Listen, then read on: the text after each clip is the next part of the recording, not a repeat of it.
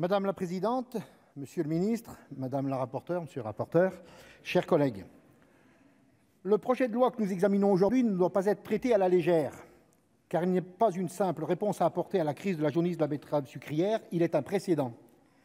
De ce que le Parlement décidera sur ce texte dépendront en effet les prochaines réponses du gouvernement aux filières en difficulté. Merci. C'est une solution sans coût budgétaire que nous propose le gouvernement avec ce texte. Une réponse bien tentante, donc, à l'heure où l'État doit soutenir de nombreux secteurs face aux conséquences économiques de la Covid-19. Une réponse qui évite en outre au gouvernement d'avoir à se pencher sur les causes profondes de la crise que traverse la filière betteravière française. La détresse de la filière doit être entendue. Mais avant de prendre une telle décision, lourde de conséquences, comme nous le savons tous, nous devons nous poser les bonnes questions. La première, est-ce qu'une dérogation à l'interdiction de l'usage des néonicotinoïdes résoudra durablement les difficultés de la filière? Non, puisque les causes profondes sont d'ordre systémique.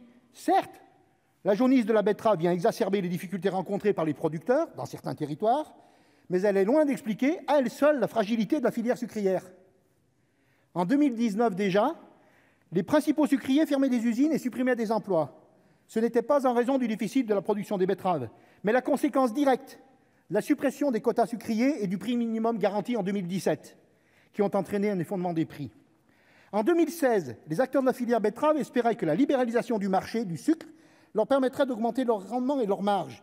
Le résultat n'a pas été celui attendu, bien au contraire. Aujourd'hui, ils pensent que la réintroduction des néonicotinoïdes permettra de sortir leur filière de l'ornière. Pourtant, la filière a surtout besoin que le législateur soit à ses côtés pour l'accompagner vers une plus grande résilience. Deuxième question, est-ce que l'autorisation d'utiliser ces substances dangereuses résoudra le problème de la campagne 2020 ? Évidemment non, puisque les néonicotinoïdes placés sur la graine n'auront d'effet que l'année prochaine, sur la récolte suivante. Troisième question, est-ce que la filière betterave est réellement dans une impasse technique? Non, encore une fois. Le rapport de l'ANSES de 2018 est formel. Seuls 6 cas sur les 130 usages autorisés des néonicotinoïdes étudiés n'ont pas permis de trouver d'alternatives et les betteraves n'en faisaient pas partie. La filière betterave-sucre elle-même voit désormais une issue à cette impasse. Elle a ainsi remis le 2 octobre dernier au ministre de l'Agriculture un plan de prévention pour accélérer la transition vers une culture de la betterave sans néonicotinoïdes. La filière s'y engage notamment à mettre, je cite, « en pratique toutes les solutions alternatives aux néonicotinoïdes ». Il n'y a donc pas d'impasse technique, mais un simple retard.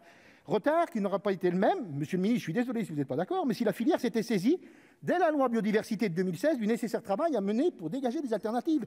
La quatrième question, est-ce que la réponse à ce retard peut être un recul de notre législation environnementale? Non, 1000 fois non. Nous avons déjà pris trop de retard face à l'urgence environnementale, et pas uniquement sur la question climatique. La biodiversité est tout aussi menacée par les activités humaines. 1 million d'espèces animales ou végétales sont menacées d'extinction, soit une espèce sur 8. Plus personne n'ignore le rôle joué par les insectes pollinisateurs dans la préservation de cette biodiversité. Et plus personne n'ignore non plus le rôle des néonicotinoïdes dans la disparition des abeilles. L'Union nationale de l'apiculture française estime que 300 000 ruches sont anéanties chaque année à cause des néonicotinoïdes, d'où leur surnom de tueurs d'abeilles. Le gouvernement voudrait nous rassurer avec l'argument que les plantes betteraves ne produisent pas de fleurs mellifères. Mais les fleurs ne sont pas la seule source de mellification, sinon il n'y aura pas de miel de sapin. Le président de la section apicole de la FDSEA de mon département, Philippe Barrière, tout comme les gens que nous avons auditionnés de la FNSEA, les apiculteurs auditionnés ici au Sénat, nous expliquait la semaine dernière que les abeilles fabriquent aussi du miel de miellat à partir des excréments de quoi? De pucerons. Le gouvernement peut-il nous certifier qu'aucune population d'abeilles ne consommera le miellat des pucerons verts traités aux néonicotinoïdes? Les populations d'abeilles sont déjà... C'est marrant. Les populations d'abeilles sont déjà trop fragilisées pour qu'on puisse jouer à la roulette avec celles qui résistent encore.